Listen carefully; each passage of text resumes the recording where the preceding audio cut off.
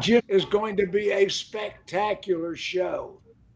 Fasten your seatbelts, fasten your chin strap. The bar's coming down. The roller coaster is leaving the station. This is the Dawg Pound. Okay, this week we're going to talk about vendors. You know, I've been watching vendors with a very suspicious eye. I don't particularly like all the vendors. Other vendors are necessary and other vendors are good for you. I'm going to talk about my opinion, what I personally think, and what the panelists personally think. We could be wrong, but we think we're absolutely correct. You are free to chime in on the sidebar, make comments, tell me your opinion, name the vendors. I don't care. Do whatever you want to do. This is the Dawg Pound. Starting out, what is your title, April? Oh, what do we say? Duchess of Productivity? I like that one. I think I'm going to get it The on my business Duchess of card. Productivity, April Simmons from Horn Automotive Group. You What know, we is probably could go 4 hours on this topic, Jim. It's an excellent one, but I will give my own precursor to all the things I'm going to say today, which is I have learned that every dealership is different and every location, so localities can be very different with regards to what vendors you work mean with.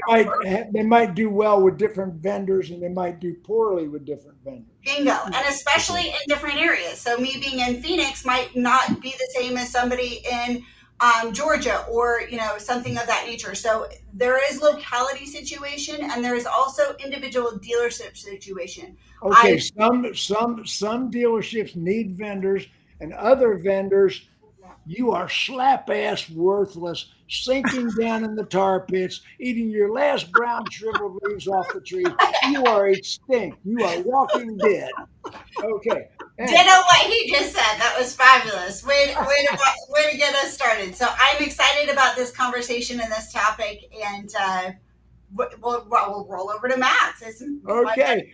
my Max Zanan. I put you and your partner together there, you know? Max Zanan, the Well, man listen, Russian, the we king of belong together. reinsurance. My partner and I belong together, for the sake of the show. Well, she's married. So am I. I know.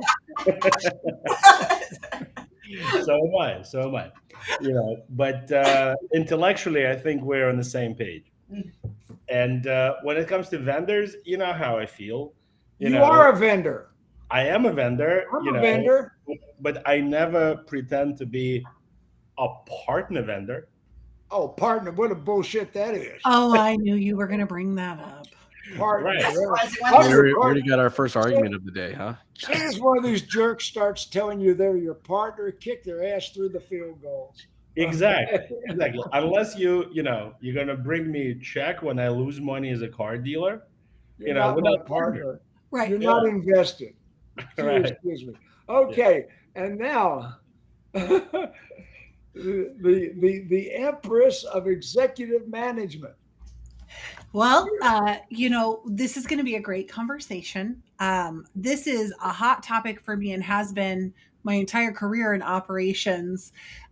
For those of us on the show, maybe don't know, I spent the first half of my time in the accounting offices. So actually looking at the dollars and cents for those investments, as Jim and Max are saying, they're not invested in your success.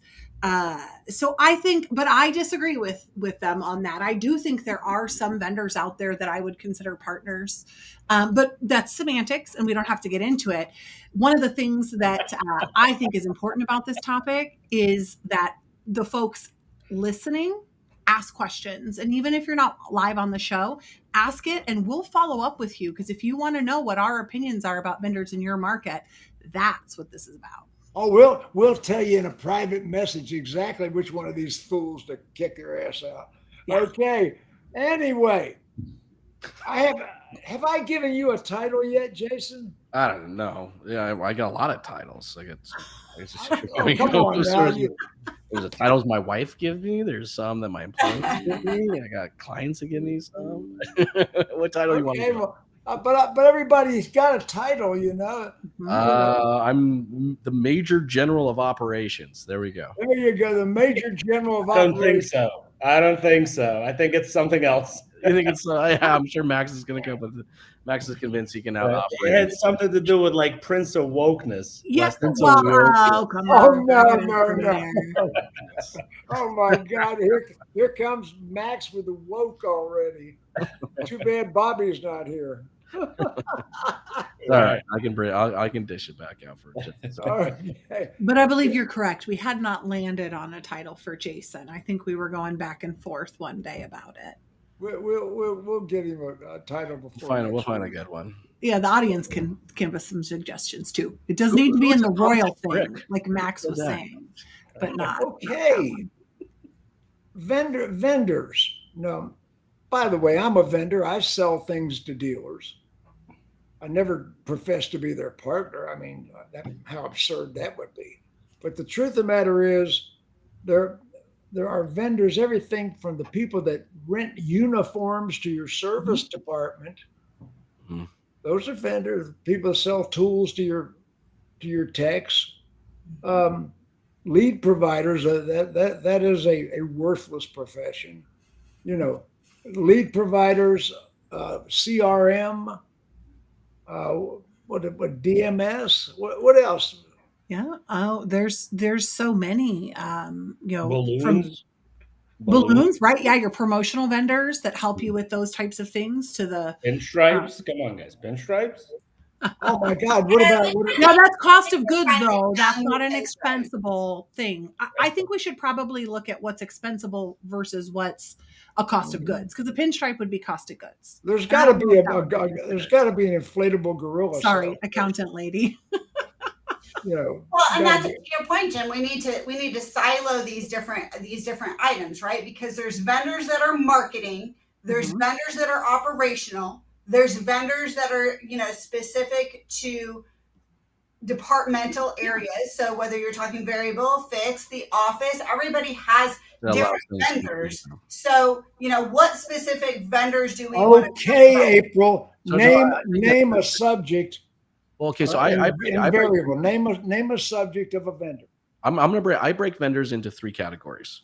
And this is me putting my dealer principal hat back on, right? So it was vendors that supported my retention efforts, vendors that supported my acquisition efforts, and then vendors that supported my day-to-day operations.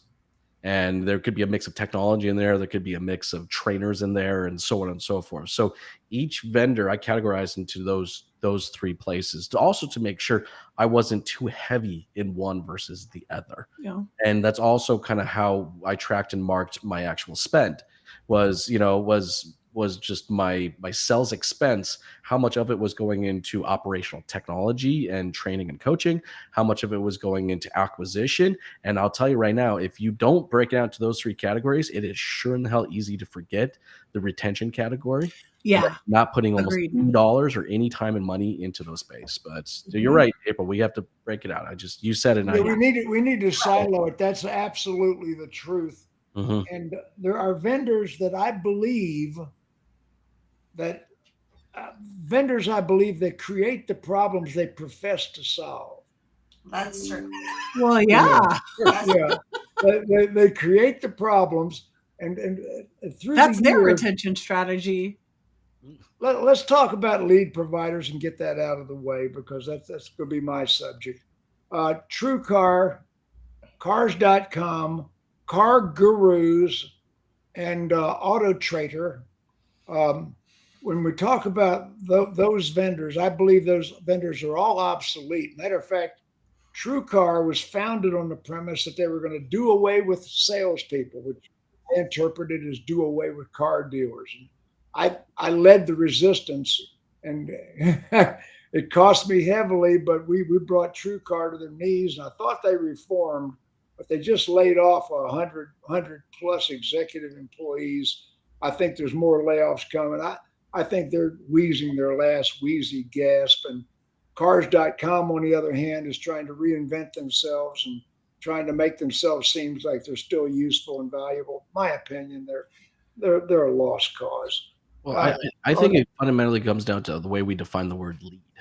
Our industry It's like the only vertical out there that defines lead as being somewhere far enough down the funnel where they're ready to actually make a purchase. But every other vertical out there looks as leads as intenders. Like they have intention to do something, but there's no level of commitment to that at all. But for some reason, our industry, a lead means they're going to buy a car from you. And it's Okay, your but problem. Well, Jason, we That's can not generate our own leads today.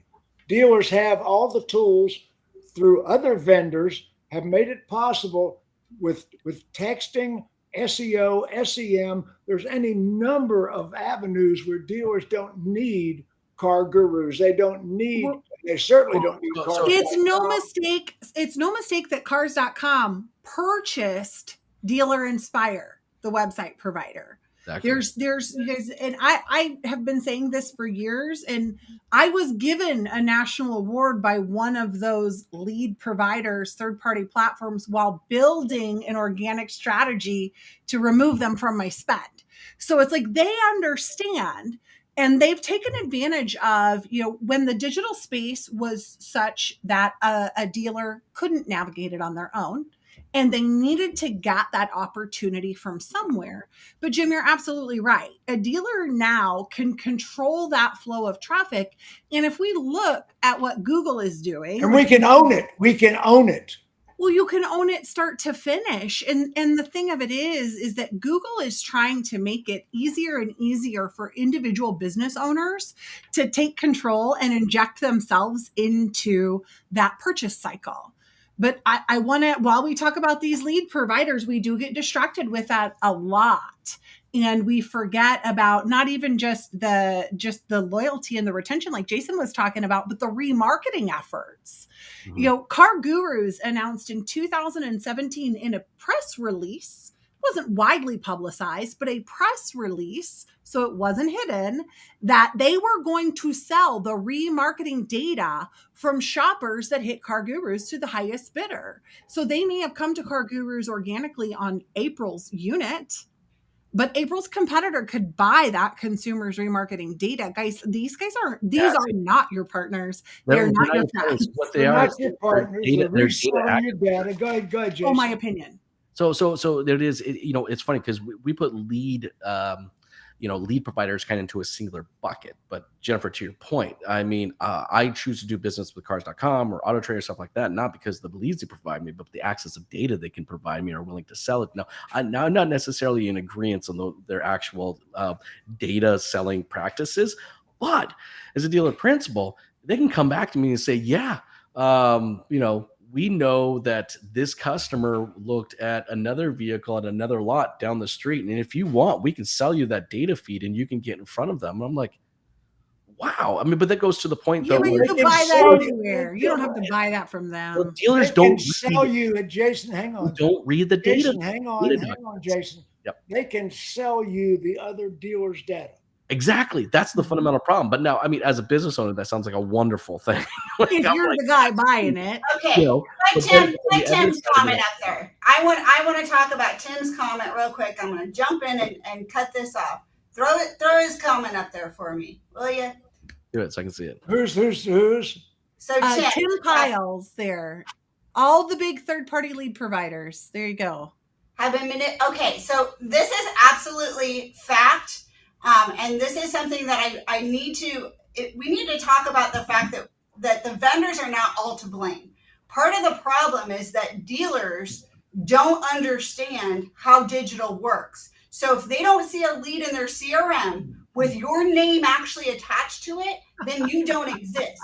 So part of the reason that they're still providing these leads in this old-fashioned way that we all know doesn't really work as well is our own fault. Right. So dealers need to understand how this stuff works. Let me interrupt you 1 second. One thing that I always was pissed off with Auto Trader, Cars.com, all of them, they serve up a lead. They call it a VDP, but it's not a VDP because it's on their website, not on your website. So it's a picture of your VDP, and they've got other dealers' units, similar units, and they're serving up your lead that you paid for to 5 other dealers. Bingo. Go ahead. Right. Bingo. But let me just tell you, every single month we go through attribution with the stores that we're training the general managers, et cetera, et cetera. But every single month I will still get 2, 3, 4 of them. They'll say, hey, do you think we could get some more of those website leads, or some of those car now leads, the digital retailing leads? Could we get some more of those? Because they look at it like it's a lead provider. They still don't understand. So we have to start at understanding what vendors are before we actually understand and can hold them accountable to what they're doing or not doing. And that isn't up to the issue of every DP out there, every manager out there. There is some self-education that needs to start happening if you want to actually hold vendors accountable. Well, why would you hold them accountable? Why not just fire them? Well, hang on though. No, that's not what April's talking about. April is talking about, and if you are not big enough as an organization to have someone specifically dedicated, like the Horn Automotive Group has April, what she's talking about, Jim, is grouping together those vendor expenses that lead to a website lead, because that's your SEO expense, that's your paid search expense, that's your paid social. So she's talking about dealers taking accountability for understanding what goes into generating those awesome high closing website leads, right? Because they just see the report that says website lead. Now there's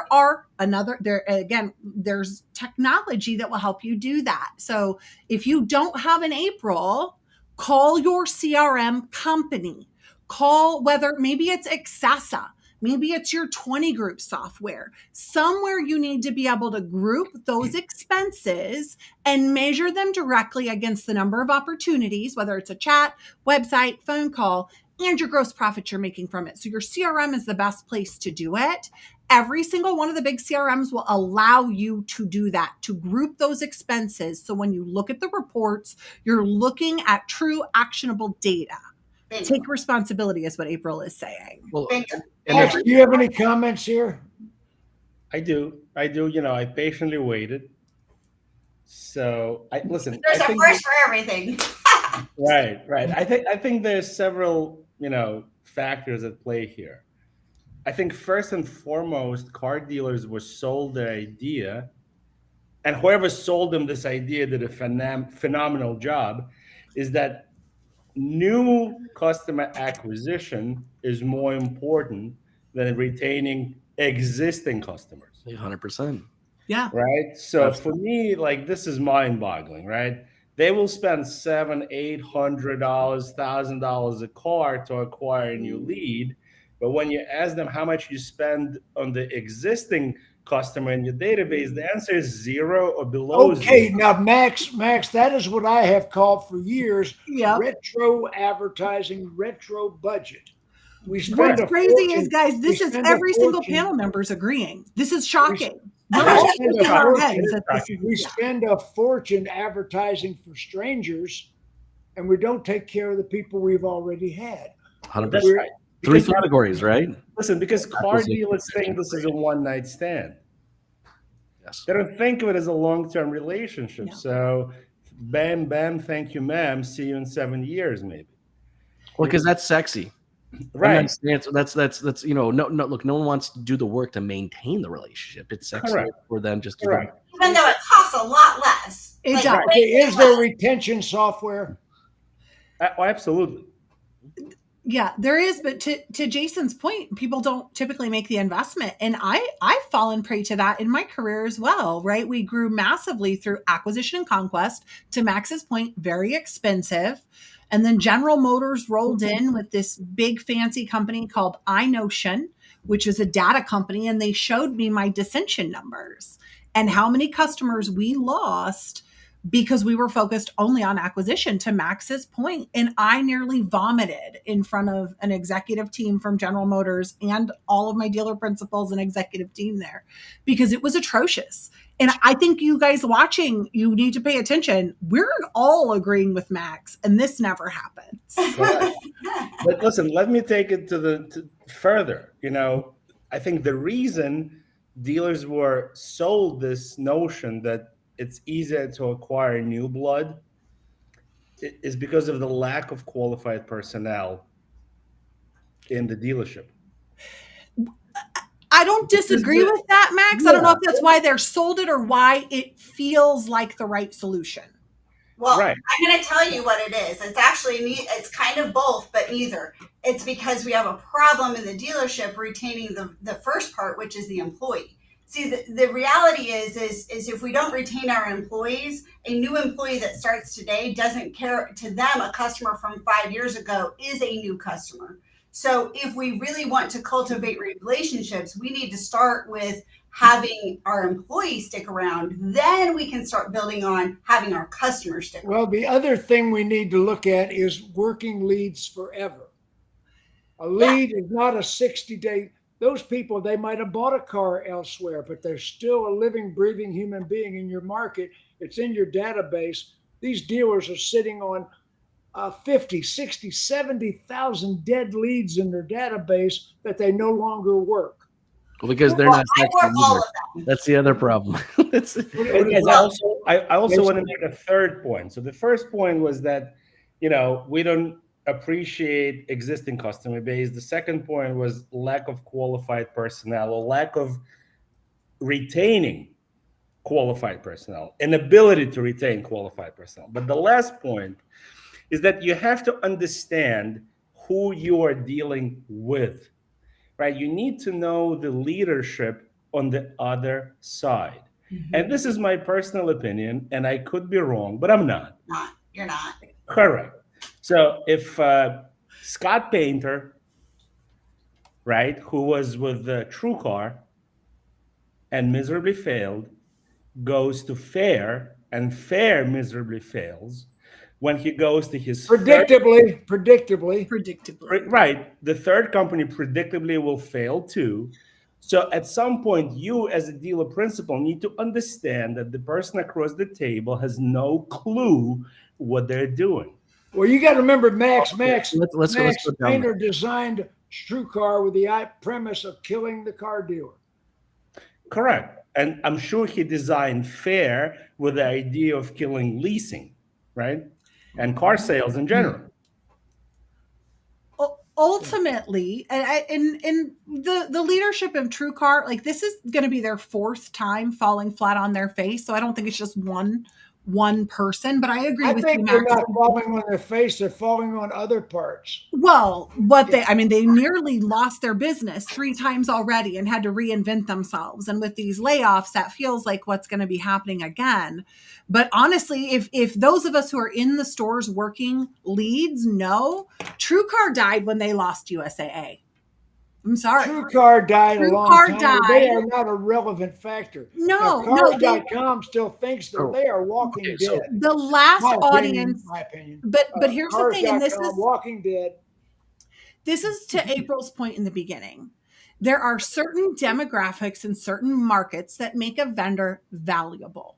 And I will tell you, and maybe this is because I have stores in military markets, and with my background coming through that, I think that when TrueCar had USAA, we could make money with them, right? We could sell cars to that audience, but they lost that audience.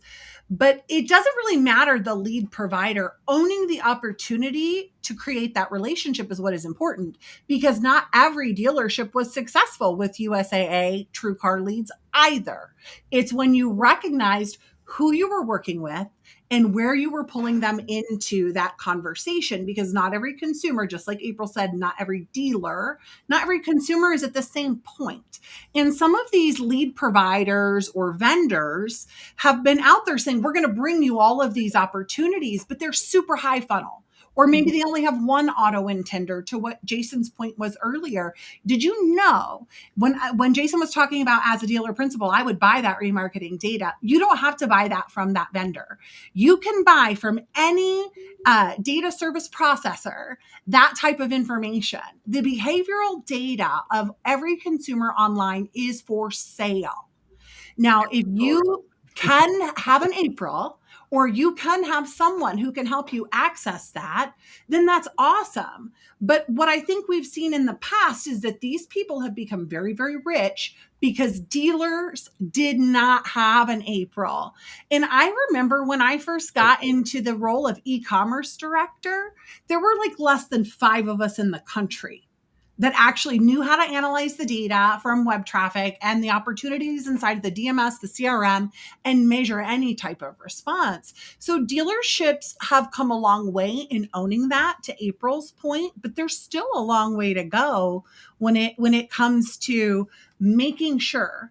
What I learned when I learned how to sell, I learned that you are looking for a lifetime relationship. The average American purchases 13 vehicles in their lifetime. You can be one and done. And now, right now, the average grosses are still fairly healthy. But when I was coming up, it was a lot less. We would say about $2,000, $2,500 a copy on your internet deals. But now, if you look at the lifetime value, so $2,500 versus $250,000. That is the lifetime value of a consumer to a dealership if you're playing the long game, right? Not a one and done, like Max was saying, a one night stand. If you are playing the long game and nurturing that loyalty, then you will have a lot better profitability. They don't grind you as much. They'll allow you more gross profit. They'll buy more finance products if you're working your database and you're being, but let's see, Jason, when you first started breaking into those 3 categories, what percentage, because when you acquired your store, was it a new point or did you buy an existing point? It was a new point. So to your point, I had a plan. So I'll tell you kind of what the plan was. And it's funny because I've been asked this a lot of times. My plan was to sell 5,000 cars and then stop spending money on acquisition completely. I'm serious. I was legit. Yeah. That was the plan. I was going to sell 5,000 cars and then never spend another dime on acquisition and reallocate all of those funds back into retention. Because not only was I going to retain the existing 5,000, but through referrals and word of mouth, I would continue to grow the business. And in fact, I don't train or coach salespeople, but I get into conversation with salespeople all the time. And I tell them a very similar thing. You need to sell 500 cars. That's it. The day you sell your 500 car, you never take another up off the lot again. You only focus on those 500 people, and you can build an amazing career for the rest of your life off of just those 500. What a great point. I want to ask Max a question. If he agrees with me. I want to switch the subject. We have beat lead providers to death, and they've already beaten themselves to death, selling our data, doing all the shit they allegedly do. F&I vendors. What's good and what's bad about F&I vendors, Max? I mean, listen, I love F&I vendors, right? Because I'm one. Right. But like if you look what the vendors do, so if you're on Facebook, right, you see a bunch of dealers posting this amazing pictures from their trip to Italy or Monaco or a safari in Africa that Jam and A paid for. And I want to put this in quotation marks, that Jam and A paid for. Right? I mean, these guys need to look in the mirror, right, and understand that Where did that money come from, Max? Right. They overpaid. They were taken for a ride with excessive admin. Well, this got to be your opinion, right? Of course. That eventually got refunneled into this trip to Europe that the dealer could have paid for 10 times over, if they were a little bit more alert. I'll give you another example. A dealer once told me, he's like, I have this amazing box, for the basketball and the hockey team. And it was given to me by Honda because I sell Honda F&I product. Wait a minute. Wait. They got a box at the hockey game because they sold Honda F&I products. Right. I'm like, you realize he could have bought the hockey team, right? not the box. If you were just a little more alert when it comes to F&I products. That's all I'm saying. Okay, Jason, F&I products, jump in there. Okay, so look, I love F&I products. But look, vendors to me are tools. They're all tools. I'll say it one You're more a time. tool, Max. It's Vendors, just a tool. all vendors are just Okay, well, tools. Okay, but look, a tool is only as good as how well we use them. And I think every vendor can serve its own purpose. But what I find in a lot of cases, we don't have an April, and I know a lot of dealerships I've worked with don't have an April on site. Then I think it's the responsibility of the dealership then to really get the vendors involved in what the dealership's objectives are. So here's what I did as a dealer principal. I would hold a monthly meeting where I brought all my vendors into one place. All of them. Yeah. Everything from marketing to acquisition, retention, and operations. I had one How meeting. did you do that? On a call, just a call, right? 30-minute call. And this 30-minute call wasn't for them to talk, it was for me to talk. All right. And I would spend 30 minutes explaining to them what my operational goals and objectives were that month. All right. I needed to move this many units. I needed this many service ROs. I need this many stuff. And then what I would tell them, okay, guys, next week, I need your strategy back from how. So what you were doing, Jason, you were inviting some bullshit, bogus attribution that doesn't really. Well, but that's my responsibility to Right. weave through. But what it is I can't, like, they need to know what my objectives are. What the expectation is. What my expectations are. And then they need to provide me an executable strategy that whatever widget or trade in or F&I product or whatever it was, what they were going to assist in that month and how they were going to assist in that month to be able to support those efforts, and my F&I guys would come back and say, well, Jay, man, if you really got to push those Outlanders, how about I'll do you a solid? I can maybe give you a little discount on anything that you sell against an Outlander, and you can turn around and use that as a spiff towards your team. I said, there you go. Perfect. Right. But it was collectively sharing what my objectives were and then requiring them to come back with a plan on how they were going to help support me. But it didn't take long, Jim. It really didn't take long to feel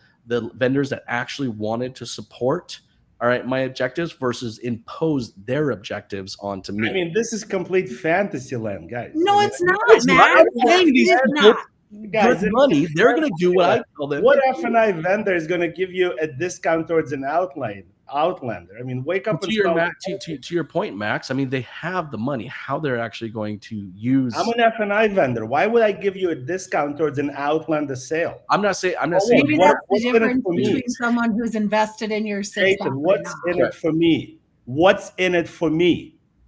What's in it for me? I'm selling the product. You guys are making money. If you're not here to Unacceptable actually work answer. my objectives and Unacceptable you're only here answer. for your own I mean, objectives, are you kidding me? you're That's not fired. how it works. You're fired. That's Okay. not how it works. As a Max, vendor, it's you're about- fired. If And you're- I'll tell you why that's not how it works. I'll tell you why. I'd like to hear it because I've done the Sure. same thing Yeah, for years. because a cost of VSC on any Asian car is the same. So as an F&I vendor, I can care less if you sell an Outlander or a Galant or a Lancer or an Eclipse. Sure. So that comment right Okay. there would have fired you. Right. On the So, spot. right. That's fine. But the job of an F&I vendor is to build generational wealth for the dealer principal. The job And the of way any you vendor build is important. generational wealth Goals. for a dealer principal is through increasing product penetration and putting it in the right, So and I want to sure. stress that, Maybe it's into additional the right to- participation structure. Sure. So maybe they could have So provided. you can sell training. as many Outlander VCs as you want, but if that premium dollar is not in the right participation structure, it's a waste of everybody's effort. Yeah, but that's a totally different point, Max. And you're not wrong in the I know fact I'm not that wrong. I do this for Like, a living. either- but you are wrong in saying that no vendor would participate in helping the No dealer vendor would achieve their participate. goal. This is And they would completely never BS. work. If with- there are any dealers listening, guys, if an F&I vendor is telling you that they're going to give you a discount just because you're going to sell a particular model, Max, it's one example. No, that's not. You didn't. No, not- listening. First of all, Max, you're staying 100% in the lane of F&I right now, and Jason wasn't talking specific in F&I. I know the question was teed to Jason to talk about F&I. I don't think that this conversation that Jason is stating is in relationship specifically to F&I vendors. He is saying as a strategy as a whole to make his time efficient, He has to do his part to make sure everybody's on the same page, rowing in the same direction, to make his conversions better, his marketing efforts better. His conversation is not in a silo of just F&I. So you're thinking just F&I. He's not talking just F&I. Apples and oranges. Max, you're right. Jason, you're right. However, now you've got me all fired up. So the only thing I care about, and this is something we all need to understand when it comes to vendors, the only thing I care about is, did you help me convert something? Because at the end of the day, I don't care whether it's on my website, in my showroom, on my service lane, did you help me convert something? Because if you didn't, then you don't matter. But if you're a third-party vendor or you're a SEM vendor, I don't care what vendor you are, it's my responsibility to look and see, did you help me get to the finish line in a efficient and cost-effective manner? And in some cases, I have a store where honestly, TrueCar performs very, very well. We do very, very well. I have another store where Auto Trader performs very, very well. It depends on the size of the store, how much inventory I have, what my competition is. Yeah, but April, you are off topic here. We switched from lead providers to F&I. I understand let's get back to F&I for a second. So let me tell you what I feel about F&I, because I'm defending all vendors. You didn't let me finish. I'm going to defend JM&A, because here's the other problem. A lot of dealer principals and general managers, the reason that they sign up with some of the vendors is because they need a set it and forget it strategy. So sometimes an Auto Trader, how much work do I have to put in for that? Nothing, right? Here's my inventory feed. Line me up, Tiger. You can actually get stuff going. JM&A works in the same fashion. Some dealers don't know all the things. They don't know all the compliance stuff. They don't know all the ways to train the staff. They want one person to hold accountable for an entire department. Now, does that cost them a crap load of money? Yes, it costs them a crap load of money. But for some people, they don't have the manpower in order to do all those things. I mean, we've all said it. If you had an April, well, April handles a lot, but I can't even take on that whole other situation. Right. So you may not have the manpower to actually execute or the time to do it the right way, then you have to pay somebody to do it. Yeah. But, all of it is great. I got so feisty, I sent you all quietly. I mean, listen, all of it is great, completely unrelated to F&I. So let's get back into reality from the fantasy world. Okay? Jason. Right. Max is so fanatical. He's being emotional right now. I'm not being emotional. I'm just telling you. Okay, Max, let me use another example, right, Max? So F&I stands for building generational wealth for the dealer principal and their family. It does not stand for finance and insurance. And if you think that it stands for finance and insurance, you got to be delusional, because we haven't sold insurance in 50 years in F&I. So let's understand the very basic, right? You can be selling F&I products as every dealer does, right? You can do it the smart way or you can do it the dumb way. Whichever way you do it is completely up to you. At the end of the day, it's how much money is at the end of the tunnel, right? So you can do it the dumb way. You can overpay for every single product, overpay for every single admin fee, and end up with a little bit of wealth. And I'll give you a perfect example with 401ks. You can invest in mutual funds, right? And overpay in management fees, and your return will be this. Or you can go with an ETF through Vanguard, right? Where the management fee is a tiny, tiny fraction of the mutual fund, and you're going to win the race. So now the same logic applies to the finance department. And your job and the job of the F&I vendor is to increase product penetration. Nothing else, nothing more. And the second part of the job is to put every premium dollar in the right participation structure. And if you think there's anything else in between, you got to be delusional. Well, but you're talking about two separate functions. The dealer principals function, which is to make sure that they're investing as much into that premium, as much of that is coming back to generational wealth. That's a one-to-one relationship. And I think when we talk about vendors in this line of conversation, we're talking about something that your executive and your management team at the dealership is responsible for making sure there was a return on that relationship. When you're, that's the other part. That's the product. I want to go a different direction on this F&I. I want to go a different direction. What about servicing the account? I see F&I vendors that never show up until you're ready to cancel. I mean, or that's not siloed to just F&I vendors. There's one F&I provider that has two women that work for them. And these women, I'm gonna call them Miss Barbie and Miss Bambi. They've got great hair and ample cleavage, but they don't know a damn thing about F&I. Listen, there is nothing wrong with having great hair and ample cleavage. Right. Let's just throw that disclaimer out there. Okay. There's nothing wrong with that. Now, the lack of knowledge. Do you know which company I'm talking about? Listen, I think there's more than one, but at the end of the day, I think Jennifer Miss Barbie is right. and Miss Bambi. Jennifer is right. There's nothing wrong with good hair and ample cleavage, but it's not the frequency of the visits, guys. It's the quality. It is. It's the quality. Right. And if you look at the practicing, at the hiring practice of big F&I providers, right, big box, whether it's Zurich, whether it's JM&A, and it's my opinion, who do you think you get as a dealer to be your dealership rep, right? You get a college grad who has never, ever worked a day in a car dealership. And then after that college grad services that area for 2 years, guess what happens? They get transferred. And you get promoted. Right. But guess who you get? You get another college grad, right? So in theory, again, not independent to F&I vendors. Correct. So right. So there is continuity of service, but there is continuity of terrible service. Okay, I want to change the subject. We got limited time. Okay. April Simmons. What about BDC vendors? What vendors do we need? What don't we need in the BDC? Well, that's a great question. So first of all, I believe in trial and error in everything that we do. So that's something, you have a process, you try to look for your problems. And I've said this before, but I'll say it again. If you really want to see how something works, start with being a customer.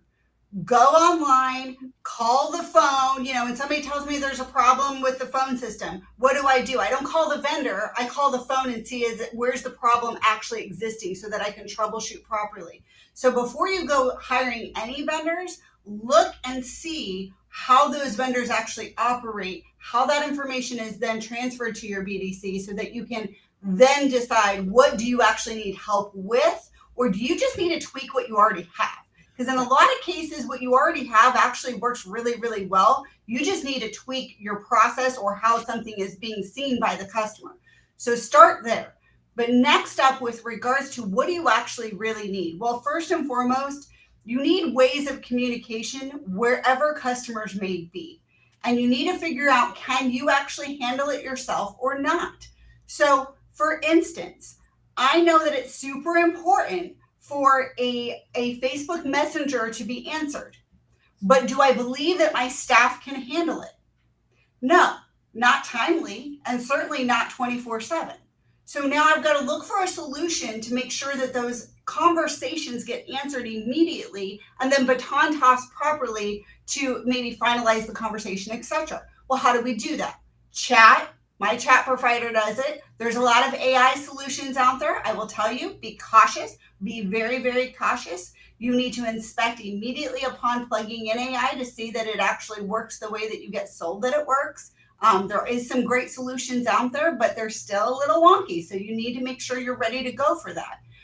But those are the first spots. Where is all the conversation happening? On your website. You need to be able to talk to your customer about sales, but more importantly, and I'm really passionate about this, service. If you're not talking and having a way to conversate with your customer about service, look at your converting website traffic. The majority of it is actually in service. But are we talking to our customer? We're so worried about digital retailing and selling a car on our website, yet we're not worried about selling tires. We're not worried about all the different things in regards to what we're doing for service, when most of the traffic we pay to get to our website actually is converting in the service department. So, yeah, phone calls too, folks. Phone calls. So so all of that converting stuff is happening there. So we need to make sure that we are having conversations and answering customers' questions where they are. And that's the first step I would look at to deciding, what do you actually need? What do you actually need? You need to be able to talk to your customers when they ask a question. Right.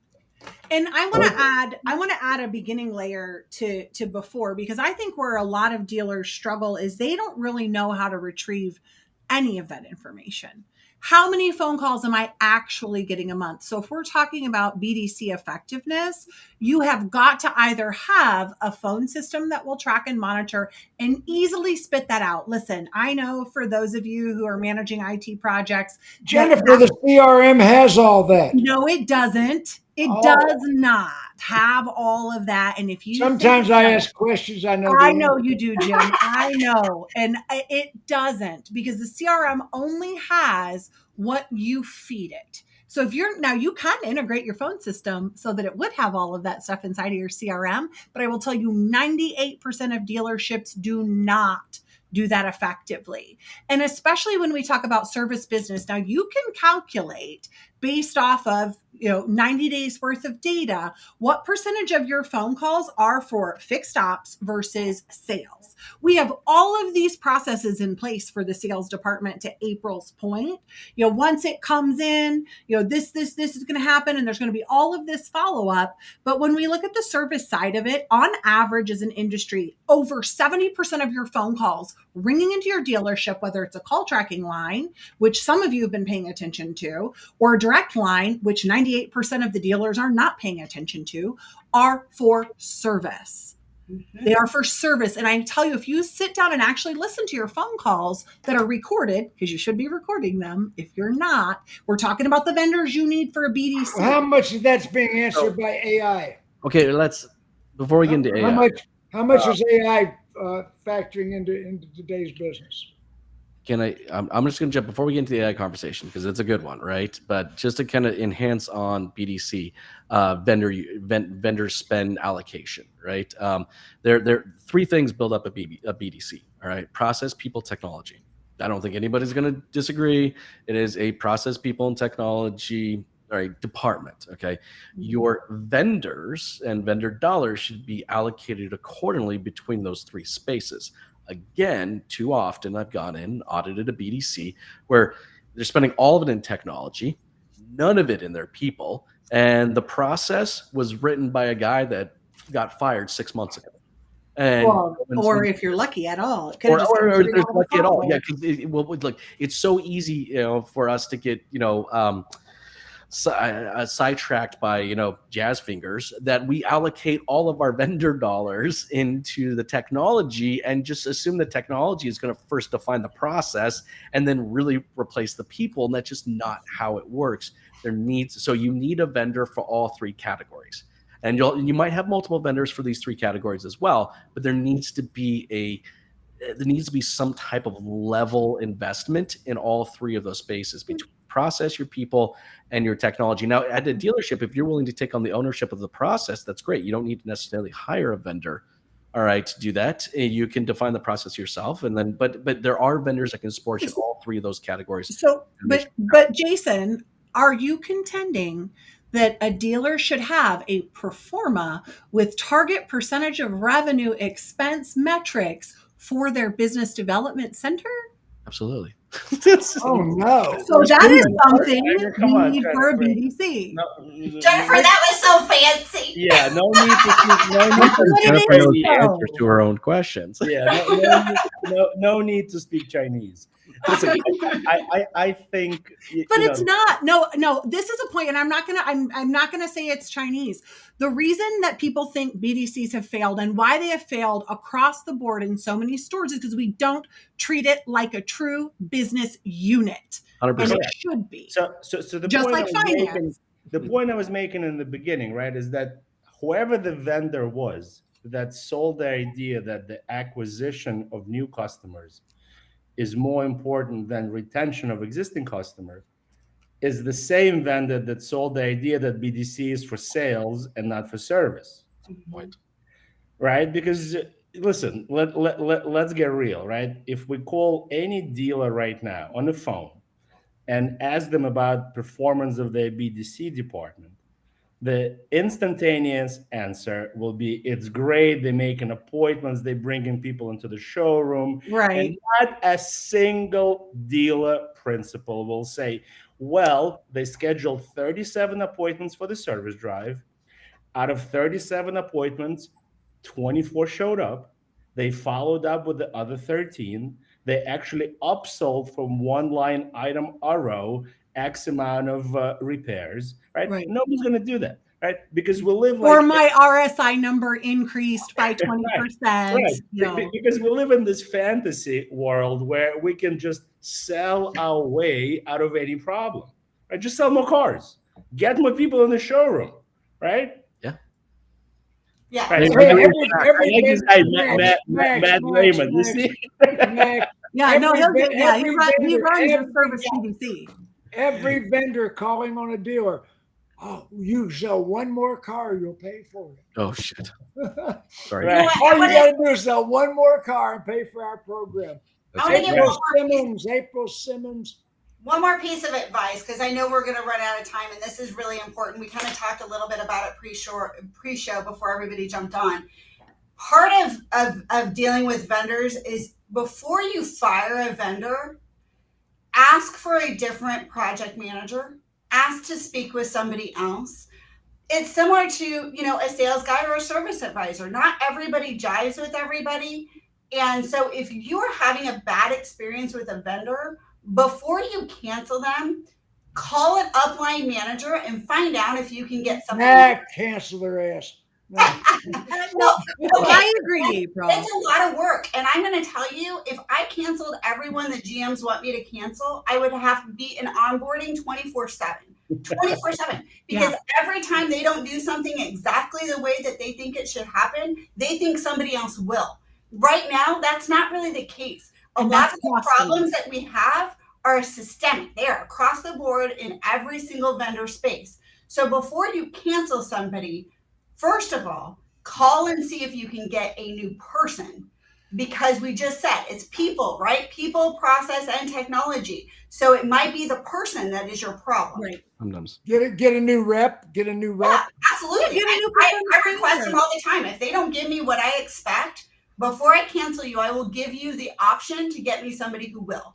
I'll tell you, as an executive level operations consultant, that is one of the things that I always look at when I take on a new client. What's producing and what's not? Who is the performance manager on whatever that software or system might be that the dealer is paying for? Because I have the privilege of having done this portion of it for 13 years. And I know how all the tools work when they're properly leveraged. A performance manager that so many of these companies have, their entire job is retention. Whether they do a good job of it or not, like even all of these big vendors, they pay these people bonuses based off of keeping your business. We've only got 7 minutes. So ask for someone new. April, April, I put you in the big screen. Okay, so AI. I said it here just a couple minutes ago. Be cautious. Be very, very cautious. Like all the buzzwords that are out there right now, everyone is selling you this pie in the sky and this is how it works and it's awesome and it's wonderful. And I will say that there are some pieces, but test in small spaces. Don't go out and jump off a cliff and put it in, 15 stores at a time. Make sure you actually baby step into the situation and then very quickly inspect what you expect. Look at what they told you was going to happen. And if it's not, You need to be on the horn with them right away and saying, here's what's going on, because AI is designed to support, not replace. Again, AI is there to support, not replace. What a brilliant. I'm gonna say I thought of that. Well, April's 100% right. I mean, April's 100% right. I mean, I use AI tools every single day. I was using one just before I got on this call, because it helps me become a better writer. And sometimes, but that tool is only as good as how much information I put into it. A lot of people look at this AI, well, oh my gosh, it's going to control, it's automation. It's going to automate everything for me. No. It will take what I have. All right, I can put, but it's what I put into it is what I get back out of it. The better I become at inputting into it, the better I get back out of it. But I think too often as especially in this vertical, because we love doing this, is we love finding this proverbial easy button. And vendors will love to kind of communicate their solution as this easy button. You say, just put this button on your website. It will sell the cars for you. You don't have to do anything. But, any good AI company out there should be representing their product, as to April's point, a balance between both the human and the machine, not a replacement of one or the other. What about digital retail? Digital retail. Okay, I love digital retail. I mean, I don't think Prodigy, Darwin, frickin' tech. What? Oh, what about those vendors? But guys, again, listen, at the end of the day, it's really hard to sell a car via a digital retail tool because it's just a big ticket item. Well, to acquisition, to new customers. But I'm just saying, in general, right? It's really difficult to imagine that I'm going to go online and buy, a $100,000 car, without interacting with the salesperson.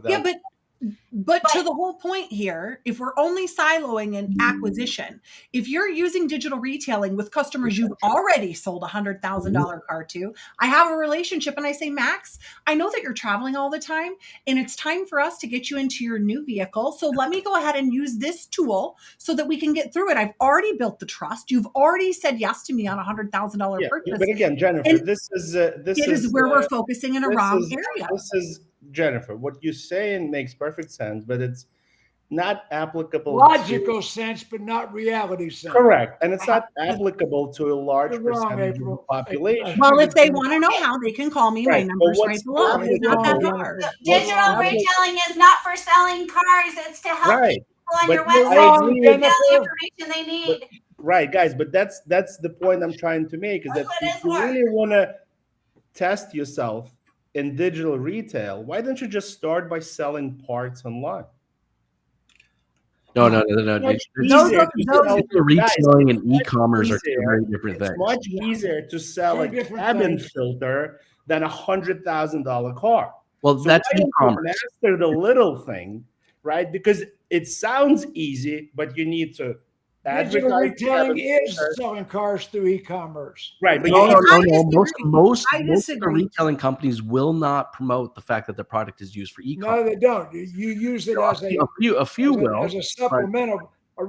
Jason, originally digital retail came in, we're gonna sell cars online like Carvana. It didn't happen. Well, no, that was the marketing play. Like because that's what didn't happen. I may have been one of the first. The first General Motors dealer to sell a car 100% online when they first rolled out digital retailing 9 years ago. That's why you still remember. But here's the thing, though. No, it wasn't only one. But to April's point and Jason's point, we look at it in the wrong way. It is to help the consumer be able to engage with us and talk with us the way that they want. They don't want it. Right.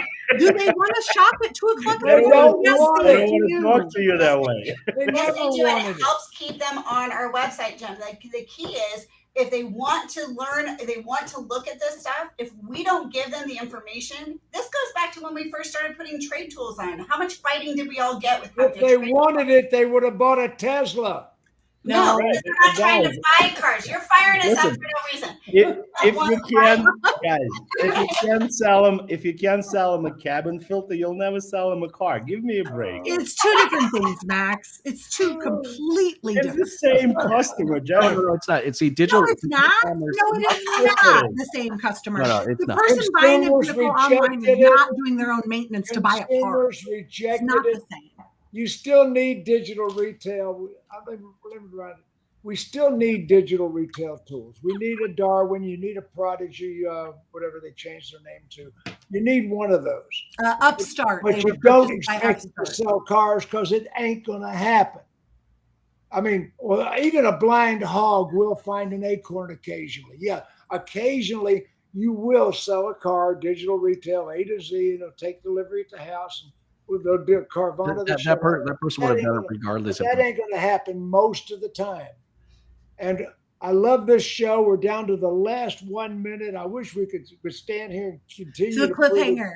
continue to prove Jennifer's wrong, but still. Oh, right. Okay. I will put my internet close numbers against Max's internet close numbers any day.